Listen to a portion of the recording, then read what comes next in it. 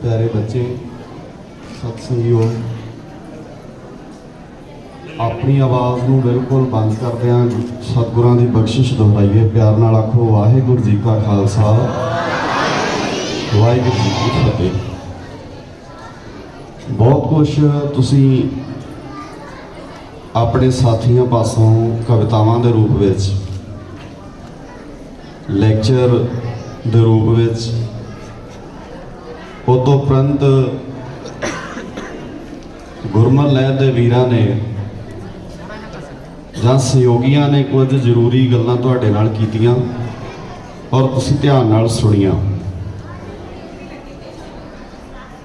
थोड़ियां जिहियां गल्लां बातां बिल्कुल समय च रह के मैं तुहाडे नाल करनियां। पहली गल तां इह प्यारे बच्चों, जदों गुरु की हजूरी होवे तां घट्टो घट्ट असीं उत्थे बिल्कुल शांत होकर बैठा करिए। मैं क्लासां दौरान भी कहा सी भी इस कैंप में जे तुसीं इन्हां 3 दिनों विच, क्योंकि 6 दिन का कैंप सी पर एक जगह ते 3 दिन का सी, जे तुसीं इस कैंप विच आके बहना ते बोलना सीख लो तो शायद इस कैंप की बहुत वड्डी प्राप्ति होगी। बाकी गल्लां बहुत असीं नाल सीखते रहने आ। सब तो जरूरी हुंदा है कि सानू बहना ते बोलना आवे, और जो बहना ते बोलना तुसीं सीखोगे तो फिर दसना नहीं पऊगा भी तुसीं कौन आ। तुहानू कोई पुछूगा भी तुसीं इन्ने प्यार नाल बहिंदे किवें हो, इन्नियां प्यारियां गल्लां किवें कर लैंदे हो। तो जो कोई पूछेगा फिर दस्सण दा एक अलग ही स्वाद हुंदा है। इसलिए गुरमत लहर वाले वीर जिहड़े ने जे इन्नी मेहनत ये करदे आ, पेरेंट्स भी ध्यान दिया करन, क्योंकि ये कैंप तुहानू 6 दिन का लगता, पर मैनू लगता है जिहड़े ये वीर ने ना, ये लगभग 2 महीने पहला तो शुरू होंदे आ ते 1 महीना बाद तक इन्हां लई कैंप चलदा है। एडा सौखा नहीं हुंदा। किहड़े किहड़े वीरां तक पहुँच करनी पैंदी है, किस किस तरह के यतन करने पैंदे आ, उही जान सकदा हुंदा जिहड़ा वो कर रहा हुंदा। दूजे नूं उहदे बारे बहुती जानकारी नहीं हुंदी, जां सानूं ऐ लगदा हुंदा भी ईजी है, कोई गल नहीं, सौखा ही है। इसलिए ये गल जरूर ध्यान नाल सीखिए भी आपां कैंप में आए और जदों इस कैंप चों जाइए तो साडा बहना तो साडा बोलना दसे भी इन्हां ने सच्ची मुच्ची 3 दिन ला के कुछ सीखिया है। दूजी गल प्यारे बच्चों, ये कैंप वीर लाउंदे ने साहिबजादियां दी शहादत नूं समर्पित। 4 साहिबजादियां दी शहादत नूं समर्पित ये कैंप लगदा। तो ये 4 साहिबजादियां नूं याद इस करके करते हैं भी किते साडे घरां चों साहिबजादे गवाच ना जाण। मकसद इन्ना है भी किते साडे घरां चों साहिबजादे गवाच ना जाण। साहिबजादे जदों नीहां चिणे गए तो उन्होंने इक्को ही गल पूछी जाती सी भी तुसीं की करोगे, तो वो कहते सी घर घर साहिबजादे पैदा करांगे। ये कहते सी ना, घर घर साहिबजादे पैदा करांगे। तो ठीक है, असी मैनू लगता शायद मैं बड़ी बार कहना हुन्ना, जो गुरु साहब जी नूं वेखना होवे तां इदां वेख्या करो। बहुत सारे तुहाडे च इदां दे सियाणे सूझवान बच्चे बैठे आ, सियाणी संगत बैठी है। सानू कोई बहुत जरूरी काम पै जाए तो असी सब तो पहला गुरु वाला काम कैंसल करते हैं भी ये तो कोई गल नहीं, फिर हो जाएगा, अपना जरूरी काम कर लिए। पर मैनू इंज फील होंदा भी गुरु साहब तो ज़्यादा जरूरी कोई काम शायद मैनू नहीं लगता साडी लाइफ च हैगा है। असी पहले नंबर ते गुरु साहब जी नूं नहीं रखते, असी दूजे नंबर ते गुरु साहब जी नूं रखते। कई एग्जाम्पल ले सकते आपां, भावें ब्याह शादी होवे, भावें साडे घर दे कोई फंक्शन होण, पर असी पहले नंबर ते गुरु साहब जी नूं नहीं रखते। ये ठीक है भी पहले नंबर ते रखण दा यतन करदे आ।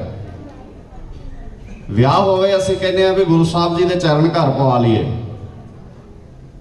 पर की गुरु साहब जी दे विचार अपने घर रखना चाहुंदे आ? नहीं, चरण पवा के गुरु साहब जी दा स्वरूप गुरुद्वारे छड्ड के नाल ही असीं विचारधारा भी छड्ड आउणी चाहुंदे आ भी हुण साडे घर इस विचारधारा दी लोड़ ਨਹੀਂ ਆ। ਹੁਣ ਅਸੀਂ ਉਸ ਵਿਚਾਰਧਾਰਾ ਨੂੰ ਘਰ ਵਿੱਚ ਥਾਂ ਦੇਣਾ ਹੈ ਜਿਹਦੇ ਤੋਂ ਗੁਰੂ ਸਾਹਿਬ ਸਾਨੂੰ 2-3 ਦਿਨ ਲਾ ਕੇ ਸਾਡੇ ਘਰ ਵਰਜਦੇ ਰਹੇ। ਤੇ ਇਹਦਾ ਮਤਲਬ ਹੈ ਅਹਿਮੀਅਤ ਅਸੀਂ ਗੁਰੂ ਨੂੰ ਘੱਟ ਦਿੰਦੇ ਆ, ਔਰ ਇਹ ਬਹੁਤ ਜ਼ਰੂਰੀ ਆ। ਹੁਣੇ ਇੱਥੇ ਵੀਰ ਕਹਿ ਰਹੇ ਸੀ ਵੀ ਜਦੋਂ ਤੁਸੀਂ ਸਿੱਖਾਂ ਦੀ ਗੱਲ ਕਰੋਗੇ ਨਾ ਜਾਂ ਬਾਣੀ ਦੀ ਪੜੋਗੇ ਤਾਂ ਇਹ ਬੜੀ ਲੰਬੀ ਗੱਲ ਹੈ ਔਰ ਬੜੀ ਵੱਡੀ ਗੱਲ ਹੈ। ਦੁਨੀਆ 'ਚ ਕਿਸੇ ਪਿਤਾ ਨੇ ਆਪਣੇ ਪੁੱਤ ਆਪਣੇ ਸੇਵਕਾਂ ਲਈ ਸ਼ਹੀਦ ਨਹੀਂ ਕਰਾਏ। ਦੁਨੀਆ 'ਚ ਕਿਤੇ ਇਤਿਹਾਸ ਨਹੀਂ ਲੱਭਦਾ ਵੀ ਕਿਸੇ ਗੁਰੂ ਨੇ ਆਪਣੇ ਪੁੱਤ ਆਪਣੇ ਸੇਵਕਾਂ ਲਈ ਸ਼ਹੀਦ ਕਰਾਏ ਹੋਣ। ਆਪਣੇ ਪੁੱਤਾਂ ਲਈ ਆਪਣੇ ਸੇਵਕਾਂ ਦੀਆਂ ਜਾਨਾਂ ਦੇਣ ਵਾਲਿਆਂ ਦੀ ਲਿਸਟ ਬਹੁਤ ਲੰਬੀ ਹੈ, ਪਰ ਆਪਣੇ ਪਿਆਰਿਆਂ ਲਈ ਆਪਣੇ ਸੇਵਕਾਂ ਦੀ ਕੋਈ ਆਪਣੇ ਪੁੱਤ ਵਾਰ ਦੇ, ਇਹ ਵੱਡੀ ਗੱਲ। ਔਰ ਸੱਚੀ ਮੁੱਚੀ ਪੁੱਤ ਵਾਰਨ ਵਾਲੇ ਨੇ ਵਾਰੇ ਵੀ ਏਡੇ ਕਮਾਲ, ਇੰਨੇ ਸੋਹਣੇ ਢੰਗ ਨਾਲ ਵੀ ਜਿੱਦਣ 18 ਸਾਲ ਦੇ ਨੌਜਵਾਨ ਪੁੱਤ ਦੀ ਲਾਸ਼ ਲਾਗੋਂ ਦੀ ਕਲਗੀਆਂ ਵਾਲਾ ਲੰਘਿਆ ਨਾ, ਤੇ ਮੇਰੇ ਗੁਰੂ ਸਾਹਿਬ ਜੀ ਦੇ ਜੇਨ 'ਚ ਕਿੱਡਾ ਵੱਡਾ ਸੁਪਨਾ ਹੋਣਾ ਹੈ ਜਿਹੜਾ ਪੁੱਤ ਦੀ ਲਾਸ਼ ਲਾਗੇ ਵੀ 2 ਕਦਮ ਨਹੀਂ ਰੁਕੇ ਉਸ ਪਾਤਸ਼ਾਹ ਦੇ। ਜਿਹੜੀ ਸਿਆਣੀ ਸੰਗਤ ਬੈਠੀ, ਅਸੀਂ ਪੁੱਤਾਂ ਵਾਲੇ ਬੈਠੇ ਆ, ਸਾਡਾ ਪੁੱਤ ਬਿਮਾਰ ਹੋ ਜਾਏ ਤੇ ਸਾਨੂੰ ਰੋਟੀ ਨਹੀਂ ਲੰਘਦੀ। ਅਸੀਂ ਹੱਸਣਾ ਪਸੰਦ ਨਹੀਂ ਕਰਦੇ। ਪੁੱਤ ਬਿਮਾਰ ਹੋ ਜਾਏ ਅਸੀਂ ਕਿਸੇ ਨੂੰ ਹੱਸਦਿਆਂ ਨਹੀਂ ਵੇਖ ਸਕਦੇ, ਅਸੀਂ ਟੋਕ ਦਿੰਦੇ ਆ ਵੀ ਤੈਨੂੰ ਕਾਹਦਾ ਹਾਸਾ ਆ ਰਿਹਾ। ਹਾਲਾਂਕਿ ਪੁੱਤ ਬਿਮਾਰ ਹੋਇਆ ਆ, ਠੀਕ ਹੋ ਜਾਣਾ ਉਹਨੇ, ਕੋਈ ਵੱਡੀ ਸਮੱਸਿਆ ਨਹੀਂ ਹੈ, ਪਰ ਕੈਸਾ ਹੋਏਗਾ ਕਲਗੀਆਂ ਵਾਲਾ ਪੁੱਤ ਦੀ ਲਾਸ਼ ਲਾਗੋਂ ਦੀ ਲੰਘ ਰਿਹਾ ਔਰ ਪਤਾ ਦੁਬਾਰਾ ਨਹੀਂ ਮਿਲਣਾ ਇਹਨਾਂ ਨੂੰ, ਇਹ ਵੇਖੇ ਨਹੀਂ ਜਾਣੇ ਦੁਬਾਰਾ। ਔਰ ਬੜਾ ਪਿਆਰਾ ਇਤਿਹਾਸ 'ਚ ਬਿਆਨ ਕੀਤਾ ਇਤਿਹਾਸਕਾਰਾਂ ਨੇ। ਦਇਆ ਸਿੰਘ ਕਹਿੰਦਾ ਮਹਾਰਾਜ 2 ਪਲ ਤੇ ਰੁਕੋ, ਇੱਕ ਵਾਰ ਤੇ ਅਜੀਤ ਜੁਝਾਰ ਦਾ ਮੁਖੜਾ ਵੇਖੋ ਨਾ, ਪਿਓ ਕਿੱਦਾਂ ਦਾ ਹੈ ਜਿਹੜਾ ਪੁੱਤ ਦੀ ਲਾਸ਼ ਲਾਗੋਂ ਦੀ ਮੂੰਹ ਵੇਖਣ ਤੋਂ ਬਿਨਾਂ ਲੰਘ ਜਾਏਗਾ। ਤੇ ਧੰਨ ਗੁਰੂ ਕਲਗੀਧਰ ਪਾਤਸ਼ਾਹ ਜੀ ਕਹਿੰਦੇ ਦਇਆ ਸਿਆਂ ਮੋਹ ਦੀਆਂ ਥੰਮੀਆਂ ਨਾ ਦੇ, ਮੇਰੀ ਮੰਜ਼ਿਲ ਬਹੁਤ ਲੰਬੀ ਹੈ। ਇੱਕ ਵਿਦਵਾਨ ਨੇ ਲਿਖਿਆ ਉਹਦੇ ਹੱਥ ਵਿੱਚ ਬਾਜ, ਉਹਦੇ ਹੇਠ ਨੀਲਾ ਘੋੜਾ, ਉਹਦੀ ਮੰਜ਼ਿਲ ਬੜੀ ਲੰਮੀ, ਉਹਦੇ ਕੋਲ ਸਮਾਂ ਬੜਾ ਥੋੜਾ। 42 ਸਾਲ, ਬਹੁਤ ਸਾਰੇ ਤੁਹਾਡੇ 'ਚ 42 ਸਾਲਾਂ ਦੇ ਬੈਠੇ ਹੋਣਗੇ, ਮੈਂ ਵੀ ਹੋਣ ਵਾਲਾ ਥੋੜੇ ਸਮੇਂ ਤੱਕ। ਅਸੀਂ 42 ਸਾਲਾਂ ਦੇ ਬੰਦਿਆਂ ਨੂੰ ਅਜੇ ਗੁਰੂ ਸਾਹਿਬ ਸਮਝ ਨਹੀਂ ਆਇਆ, ਤੇ ਗੁਰੂ ਸਾਹਿਬ 42 ਸਾਲਾਂ 'ਚ ਸਾਰਾ ਸਰਬੰਸ ਵਾਰ। ਤੋ ਇਸ ਲਈ ਸਿੱਖ ਦੁਨੀਆ ਦੇ ਅੰਦਰ ਇਹੋ ਜਿਹੀ ਇੱਕ ਸ਼ਕਤੀ ਹੈ ਜਿਹੜੀ ਗੁਰੂ ਸਾਹਿਬ ਜੀ ਨੇ 239 ਸਾਲ ਦਾ ਸਮਾਂ ਲਾ ਕੇ ਪੈਦਾ ਕੀਤੀ ਹੈ। ਸਿੱਖ ਨੂੰ ਕੋਈ ਹਨੇਰੀ ਨਹੀਂ ਮਾਰਦੀ, ਕੋਈ ਝੱਖੜ ਨਹੀਂ ਮਾਰਦਾ, ਸਿੱਖ ਨੂੰ ਕੋਈ ਦੁਨੀਆ ਦੀ ਬਿਮਾਰੀ ਨਹੀਂ ਮਾਰਦੀ। ਸਿੱਖ ਨੂੰ ਜਦੋਂ ਮਾਰੂਗਾ ਤੇ ਸਿੱਖ ਹੀ ਮਾਰੂਗਾ। ਧਿਆਨ ਨਾਲ ਸਮਝੋ ਇਹ ਗੱਲ ਨੂੰ। ਅਸੀਂ ਸਿਰ ਤੇ ਪੱਗ ਬੰਨ੍ਹ ਕੇ, ਪਤਾ ਨਹੀਂ ਤੁਹਾਨੂੰ ਯਾਦ ਹੋਣਾ ਜਦੋਂ ਮੈਂ ਪਿਛਲੀ ਵਾਰ ਅੱਜ ਤੋਂ 3 ਸਾਲ ਪਹਿਲਾਂ ਕੈਂਪ ਲਾਇਆ ਸੀ, ਮੈਂ ਉਦੋਂ ਵੀ ਕਿਹਾ ਸੀ ਜੇ ਪੱਗ ਦੀ ਦੁਸ਼ਮਣ ਨਾ ਹੋਵੇ ਤੇ ਸਾਰੀ ਦੁਨੀਆ ਪੱਗ ਦਾ ਸਤਿਕਾਰ ਕਰੂਗੀ। ਜਿਹਨੇ ਦੱਸਣਾ ਸੀ ਨਾ ਵੀ ਪੱਗ ਦੇ ਪਿੱਛੇ ਸ਼ਹੀਦੀਆਂ ਨੇ, ਜਿਹਨੇ ਦੱਸਣਾ ਹੈ ਨਾ ਪੱਗ ਦੇ ਪਿੱਛੇ 7 ਸਾਲ ਦਾ ਫਤਿਹ ਸਿੰਘ ਤੋਤਲੀ ਜ਼ਬਾਨ ਨਾਲ ਨੀਹਾਂ 'ਚ ਚਿਣਿਆ ਜਾਣ ਲੱਗਾ ਕਹਿ ਗਿਆ ਸੀ, ਚਿਣਲਾ ਵਜੀਦਿਆ ਸਾਨੂੰ ਨੀਹਾਂ ਵਿੱਚ, ਇਹਨਾਂ ਨੀਹਾਂ 'ਚੋਂ ਆਵਾਜ਼ ਵੇਖੀ ਕਿੱਦਾਂ ਦੀ ਆਉਣੀ ਹੈ। ਉਹ ਸਾਡਾ, ਤੇ ਤੁਹਾਨੂੰ ਕੀ ਲੱਗਦਾ ਇਹ ਅਚਨਚੇਤ ਨਹੀਂ ਵਾਪਰੀਆਂ ਗੱਲਾਂ? ਪਿਆਰੇ ਬੱਚਿਓ, ਸੂਝਵਾਨ ਤੁਸੀਂ ਬੈਠੇ ਹੋ, ਇਹ ਗੱਲਾਂ ਅਚਨਚੇਤ ਨਹੀਂ ਵਾਪਰੀਆਂ ਵੀ ਜਿਹੜੇ ਬੰਦੇ ਕਿਸੇ ਦੇ ਸਿਰ ਦੀ ਪੱਗ ਨਹੀਂ ਸੀ ਲੈਣ ਦਿੰਦੇ। ਗੁਰੂ ਤੇਗ ਬਹਾਦਰ ਪਾਤਸ਼ਾਹ ਦੀ ਸ਼ਹਾਦਤ ਦਾ ਮਤਲਬ ਕੀ ਹੈ? ਕੋਈ ਬੰਦਾ ਇੱਥੋਂ ਦੇ ਲੋਕਾਂ ਦੀ ਸਿਰ ਦੀ ਪੱਗ ਲਾਉਣਾ ਚਾਹੁੰਦਾ ਸੀ, ਤੇ ਗੁਰੂ ਤੇਗ ਬਹਾਦਰ ਪਾਤਸ਼ਾਹ ਜੀ ਨੇ ਕਿਹਾ ਨਾਨਕ ਜੀ ਦੇ ਘਰ ਹੁੰਦਿਆਂ, ਨਾਨਕ ਜੀ ਦੀ ਵਿਚਾਰਧਾਰਾ ਦੇ ਚੱਲਦਿਆਂ ਕੋਈ ਵੀ ਬੰਦਾ ਕਿਸੇ ਦੇ ਸਿਰ ਤੇ ਪੱਗ ਲਾ ਜਾਏ ਤੇ ਸਾਡੇ ਜੀਣ ਖੜੋਂ ਥੁੜਿਆ ਕੀ ਹੈ।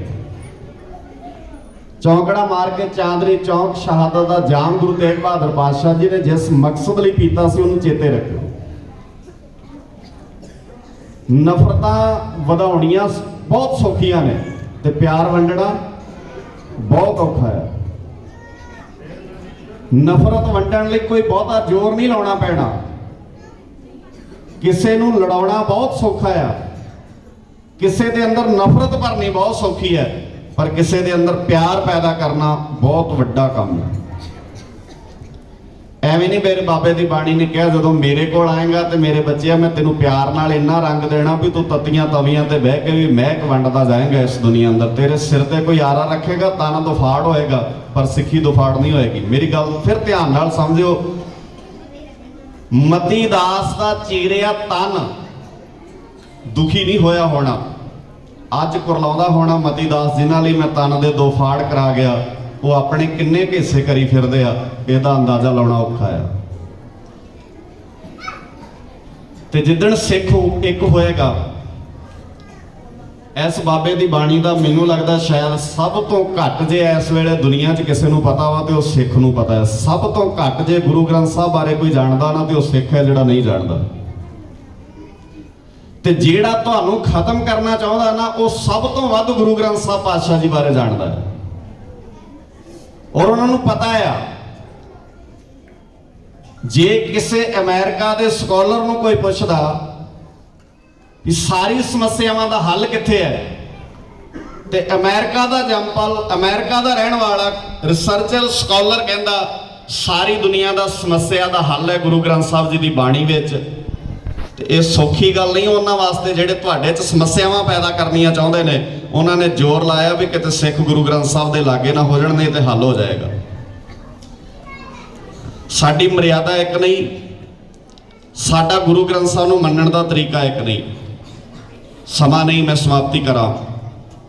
ਬੱਚਿਓ ਬਹਿਣਾ ਤੇ ਬੋਲਣਾ ਸਿੱਖ ਲਓ, ਸਿਆਣਿਓ ਸਮਝਣਾ ਤੇ ਸਮਝਾਉਣਾ ਸਿੱਖ ਲਓ। ਦੁਨੀਆ ਅੱਜ ਬਬੀਹੇ ਦੀ ਬੂੰਦ, ਜਿਵੇਂ ਬਬੀਹਾ ਸਮਾਤੀ ਬੂੰਦ ਨੂੰ ਤਰਸਦਾ ਨਾ, ਸਾਰੀ ਦੁਨੀਆ 'ਚ ਕੁਰਲਾਹਟ ਹੈ। ਕਿਤੇ ਕਿਸੇ ਨੂੰ ਸਮਾਤੀ ਬੂੰਦ ਨਜ਼ਰ ਨਹੀਂ ਆ ਰਹੀ। ਦੁਨੀਆ ਸੜੀ ਪਈ ਹੈ, ਦੁਨੀਆ ਮੱਚੀ ਪਈ ਹੈ।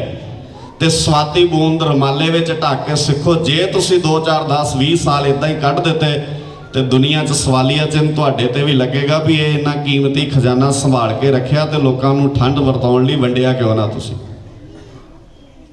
ਐਵੇਂ ਥੋੜੀ ਬਾਣੀ 'ਚ ਲਿਖਿਆ ਤਪਤ ਮਾਹ ਠਾਂਡ ਵਰਤਾਈ। ਤਪਦਿਆਂ ਹਿਰਦਿਆਂ ਨੂੰ ਠੰਡ ਦਿੰਦੀ ਹੈ ਬਾਬੇ ਦੀ ਬਾਣੀ। ਤੇ ਅੱਜ ਸਭ ਤੋਂ ਵੱਧ ਝਗੜੇ ਹੀ ਬਾਣੀ ਦੇ ਪੈਦਾ ਹੋ ਰਹੇ ਨੇ। ਸੋ ਸਮਝਿਓ, ਇਹਨਾਂ ਗੱਲਾਂ ਨੂੰ ਗੌਰ ਕਰੇ। ਜਿਹੜੇ ਵੀਰ ਨੇ ਨਾ, ਇਹਨਾਂ ਦੀ ਮਿਹਨਤ, ਗਲਤੀਆਂ ਕੱਢਣੀਆਂ ਬਹੁਤ ਸੌਖੀਆਂ ਹੁੰਦੀਆਂ। ਉੱਥੇ ਖਲੋ ਕੇ ਬਾਹਰ ਕੱਢ ਦਿਓ ਵੀ ਐ ਨਹੀਂ ਕੀਤਾ ਇਹਨਾਂ ਨੇ, ਪਰ ਇਹਨਾਂ ਦੇ ਥਾਂ ਤੇ ਖਲੋ ਕੇ ਜਦੋਂ ਕੰਮ ਕਰਕੇ ਵੇਖੋਗੇ ਫਿਰ ਪਤਾ ਲੱਗਣਾ ਵੀ ਇਹ ਕੰਮ ਹੁੰਦੇ ਕਿੱਦਾਂ ਆ। ਔਰ ਇਹ ਇਸ ਕਰਕੇ ਨਹੀਂ ਵੀ ਮੈਂ ਕੋਈ ਇਹਨਾਂ ਲਈ ਖਾਸ ਗੱਲ ਕਰ ਰਿਹਾ, ਮੈਂ ਇਸ ਕਰਕੇ ਕਰ ਰਿਹਾ ਵੀ ਜੇ ਕਰ ਨਹੀਂ ਨਾ ਸਕਦੇ ਤੇ ਘੱਟੋ ਘੱਟ ਬੇਨਤੀ ਹੈ ਵੀ ਚੁੱਪ ਰਹਿਣਾ ਸਿੱਖ ਲਈਏ। ਹਾਂ, ਸਲਾਹਾਂ ਵੀ ਦਿੱਤੀਆਂ ਜਾ ਸਕਦੀਆਂ, ਇਹ ਨਹੀਂ ਵੀ ਸਲਾਹ ਨਹੀਂ ਦਿੱਤੀ ਜਾ ਸਕਦੀ, ਪਰ ਸਲਾਹ ਦੇਣ ਦਾ ਤਰੀਕਾ ਠੀਕ ਹੋਣਾ ਚਾਹੀਦਾ। ਔਰ ਸਾਨੂੰ ਸਾਰਿਆਂ ਨੂੰ ਸਲਾਹ ਦੇਣ ਦੀ ਜਾਂਚ ਵੀ ਆਉਣੀ ਚਾਹੀਦੀ ਹੈ। ਗੁਰੂ ਸਾਹਿਬ ਜੀ ਕਹਿੰਦੇ ਆ ਤਪਦਿਆਂ ਹਿਰਦਿਆਂ ਨੂੰ ਠੰਡ ਬਾਬੇ ਦੀ ਬਾਣੀ ਵਰਤਾਉਂਦੀ ਹੈ। ਤੇ ਜੇ ਇਸ ਬਾਣੀ ਨਾਲ ਜੁੜ ਜਾਓਗੇ, ਸਮਝ ਲਓਗੇ ਇਸ ਬਾਣੀ ਨੂੰ, ਹਰ ਇੱਕ ਸਮੱਸਿਆ ਦਾ ਹੱਲ ਹੈ ਇਹਦੇ ਕੋਲ। ਪਰ ਗੱਲ ਇਹ ਹੈ ਵੀ ਅਸੀਂ ਉਸ ਮਲ ਦੇ ਤੁਰਨਾ ਨਹੀਂ ਚਾਹੁੰਦੇ। ਇਸੇ ਕਰਕੇ ਪਿਛਲੇ 6 ਸਾਲਾਂ ਤੋਂ ਭਾਰਤ ਦੀ ਹਕੂਮਤ ਨੇ ਜ਼ੋਰ ਲਾਇਆ ਪਿਆ ਸਿੱਖ ਗੁਰੂ ਗ੍ਰੰਥ ਸਾਹਿਬ ਨਾਲੋਂ ਟੁੱਟ ਜਾਣ। 6 ਸਾਲ ਹੋ ਗਏ ਬੇਅਦਬੀਆਂ ਹੁੰਦੀਆਂ ਨੂੰ, ਤੇ ਹੋ ਕਿੱਥੇ ਰਹੀਆਂ ਨੇ? ਜਿਹੜਾ ਸਿੱਖੀ ਦਾ ਘਰ ਹੈ, ਤਾਂ ਕਿ ਆਉਣ ਵਾਲੇ 10-20 ਸਾਲਾਂ ਬਾਅਦ ਇੱਕ ਨੈਰੇਟਿਵ ਸੈੱਟ ਕਰ ਸਕਣ। ਗੁਰੂ ਗ੍ਰੰਥ ਸਾਹਿਬ ਜੀ ਦਾ ਸਤਿਕਾਰ ਤਾਂ ਲੋਕ ਪੰਜਾਬ ਦੇ ਵੀ ਨਹੀਂ ਕਰਦੇ। ਔਰ ਜਿੰਨੇ ਕੇਸ ਅੱਜ ਤੱਕ ਗੁਰੂ ਗ੍ਰੰਥ ਸਾਹਿਬ ਜੀ ਦੀ ਬੇਅਦਬੀ ਨਾਲ ਜੁੜੇ ਪੰਜਾਬ ਵਿੱਚ ਆਏ ਆ, ਉਹਨਾਂ ਦੇ ਪਿੱਛੇ ਇੱਕੋ ਹੀ ਗੱਲ ਬਾਅਦ 'ਚ ਕਹਿ ਦਿੱਤੀ ਜਾਂਦੀ ਹੈ ਵੀ ਇਹ ਸਾਰੇ ਮੈਂਟਲੀ ਅਪਸੈਟ ਬੰਦੇ ਸੀ। ਕਿੱਡੀ ਕਮਾਲ ਦੀ ਗੱਲ ਹੈ, ਜਿੰਨੇ ਮੈਂਟਲੀ ਅਪਸੈਟ ਬੰਦੇ ਨੇ ਸਾਰੇ ਗੁਰੂ ਗ੍ਰੰਥ ਸਾਹਿਬ ਦੀ ਬੇਅਦਬੀ ਕਰਨ ਲਈ ਪੈਦਾ ਹੋਏ। ਮੈਂ ਇਕੱਲੇ ਗੁਰੂ ਗ੍ਰੰਥ ਸਾਹਿਬ ਦੀ ਨਹੀਂ, ਮੈਂ ਕਿਸੇ ਵੀ ਧਰਮ ਗ੍ਰੰਥੀ, ਧਰਮ ਸਥਾਨ ਬਾਰੇ ਕਿਸੇ ਦੇ ਮੂੰਹੋਂ ਸ਼ਬਦ ਨਿਕਲਣਾ ਹੀ ਨਹੀਂ ਚਾਹੀਦਾ, ਨਾ ਸਾਡੇ ਨਿਕਲੇ ਨਾ ਕਿਸੇ ਦੇ ਨਿਕਲੇ। ਪਰ ਗੁਰੂ ਗ੍ਰੰਥ ਸਾਹਿਬ ਨਾਲ ਇਹ ਕਿਉਂ ਹੋ ਰਿਹਾ? ਕਿਉਂਕਿ ਗੁਰੂ ਗ੍ਰੰਥ ਸਾਹਿਬ 'ਚ ਲਿਖਿਆ ਤੂੰ ਸਾਂਝਾ ਸਾਹਿਬ ਬਾਪ ਹਮਾਰਾ। ਇੱਥੇ ਹਰ ਬੰਦਾ ਆਪਣਾ ਬਾਪ ਬਣਾ ਕੇ ਉਸ ਬਾਪ ਦੀ ਵਿਚਾਰਧਾਰਾ ਨੂੰ ਦੂਜੇ ਬਾਪ ਦੇ ਵਿਰੋਧ 'ਚ ਵਰਤਣਾ ਚਾਹੁੰਦਾ। ਗੁਰੂ ਗ੍ਰੰਥ ਸਾਹਿਬ ਜੀ ਦੀ ਵਿਚਾਰਧਾਰਾ ਜਿਹੜੀ ਹੈ ਉਹ ਸਾਂਝਾ ਸਾਹਿਬ ਬਾਪ ਵਾਲੀ ਹੈ, ਪੂਰੀ ਮਾਨਵਤਾ ਨੂੰ ਇੱਕ ਕਲਾਵੇ ਵਿੱਚ ਲੈਂਦੀ ਹੈ। ਗੁਰੂ ਨਾਨਕ ਦੇ ਧੀਓ ਪੁੱਤਰੋ, ਤਗੜੇ ਹੋ ਕੇ ਇਸ ਵਿਚਾਰਧਾਰਾ ਨੂੰ ਆਪ ਸਮਝ ਲਓ, ਦੁਨੀਆ ਨੂੰ ਸਮਝਾ ਲਓ, ਨਹੀਂ ਤੇ ਆਉਣ ਵਾਲੇ 100 ਸਾਲਾਂ ਬਾਅਦ ਲੋਕਾਂ ਨੇ ਲਾਹਨਤਾਂ ਸਾਨੂੰ ਵੀ ਪਾਉਣੀਆਂ। ਕੀਮਤੀ ਗ੍ਰੰਥ ਸੰਭਾਲ ਕੇ ਰੱਖਣ ਵਾਲਿਆ, ਵੰਡਣਾ ਕਿਹਨੇ ਸੀ ਇਹ? ਅਸੀਂ ਗੁਰੂ ਸਾਹਿਬ ਜੀ ਦੀ ਅਹਿਮੀਅਤ ਇਹਦੇ ਨਾਲ ਨਹੀਂ ਦੱਸਾਂਗੇ ਵੀ ਅਸੀਂ ਸੋਨੇ ਦੀ ਪਾਲਕੀ 'ਚ ਰੱਖਿਆ ਆ, ਅਸੀਂ ਲੱਖ ਦਾ ਰਮਾਲਾ ਤੇ ਚੰਦੋਆ ਚੜਾਉਨੇ ਆ, ਇਹਦੇ ਨਾਲ ਨਹੀਂ ਪਤਾ ਲੱਗਣਾ ਗੁਰੂ ਸਾਹਿਬ ਜੀ ਦਾ।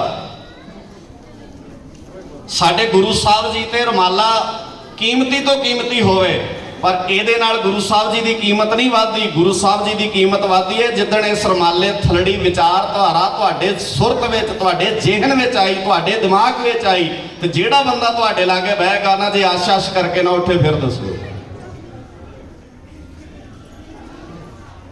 200 ਸਾਲ ਪਹਿਲਾਂ ਹਰੀ ਸਿੰਘ ਨਲੂਏ ਦੇ ਲਾਗੇ ਬਾਨੋ ਬੇਗਵੇ ਕਿਦਾਂ ਸਿੱਖ ਜਾਂਦੀ ਹੈ ਵੀ ਇਹਨਾਂ ਵਰਗਾ ਨਾ ਕਿਰਦਾਰ ਦਾ ਮਾਲਕ ਕੋਈ ਹੈ, ਨਾ ਇਹਨਾਂ ਵਰਗਾ ਕਰੈਕਟਰ ਦਾ ਮਾਲਕ ਕੋਈ ਹੈ, ਨਾ ਇਹਨਾਂ ਵਰਗਾ ਸੂਰਮਾ ਦੁਨੀਆ ਤੇ ਕੋਈ ਹੈ। ਉਹ ਤਾਂ ਦੁਸ਼ਮਣਾਂ ਦੇ ਘਰ ਜੰਮੀ ਪਲੀ ਸੀ, ਉਹਨਾਂ ਤਾਂ ਸਿੱਖੀ ਨਾਲ ਲੈਣਾ ਹੀ ਦੇਣਾ ਕੋਈ ਨਹੀਂ ਸੀ, ਤੇ ਜੰਗਲ ਵਿੱਚ ਹਰੀ ਸਿੰਘ ਨਲੂਏ ਨੂੰ ਮਿਲਦੀ ਹੈ ਤੇ ਸਾਰਾ ਕੁਝ ਸਿੱਖੀ ਨੂੰ ਸਮਰਪਿਤ ਕਰਕੇ ਉਸ ਹਰੀ ਸਿੰਘ ਨਲੂਏ ਦੀ ਜੰਗਲ ਦੀ ਇੱਕ ਮੁਲਾਕਾਤ ਤੋਂ ਬਾਅਦ ਉਸ ਬੱਚੀ ਨੇ ਸਾਰੀ ਜ਼ਿੰਦਗੀ ਆਪਣੀ ਸੇਵਾ ਸਿੱਖ ਧਰਮ ਨੂੰ ਸਮਰਪਿਤ ਹੋ ਕੇ ਕੀਤੀ ਹੈ। ਸੋ ਮਿਹਰ ਕਰੇ ਬਾਬਾ, ਇਹਨੂੰ ਸਮਝਿਓ। ਧੰਨਵਾਦ ਤੁਹਾਡਾ ਸਾਰਿਆਂ ਦਾ, ਇਹਨਾਂ ਵੀਰਾਂ ਦਾ ਬਹੁਤ ਧੰਨਵਾਦ। ਆਓ ਰਲ ਮਿਲ ਕੇ ਹੰਬੜਾ ਮਾਰੀਏ, ਇਕੱਠੇ ਹੋ ਕੇ ਪੂਰੀ ਦੁਨੀਆ ਨੂੰ ਦਸੀਏ ਕਿੰਨਾ ਕੀਮਤੀ ਖਜ਼ਾਨਾ ਆ। ਐਵੇਂ ਨਹੀਂ ਬਾਬੇ ਨੇ ਬਾਣੀ 'ਚ ਲਿਖਿਆ, ਪਿਓ ਦਾਦੇ ਕਾ ਖੋਲ ਡਿੱਠਾ ਖਜ਼ਾਨਾ, ਖੋਲ ਡਿੱਠਾ ਖਜ਼ਾਨਾ, ਪਿਓ ਦਾਦੇ ਦਾ ਖਜ਼ਾਨਾ ਖੋਲ ਕੇ ਵੇਖਿਆ ਕਰ।